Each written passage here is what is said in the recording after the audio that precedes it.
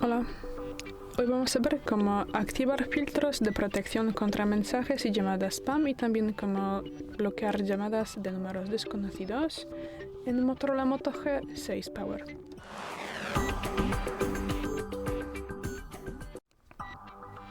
Y bueno, para esto abrimos la aplicación de contactos y llamadas y luego pulsamos aquí estos tres puntos.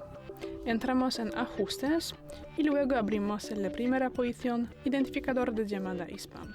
Y bueno, aquí marcamos ambas estas posiciones. Luego salimos y entraremos en números bloqueados aquí.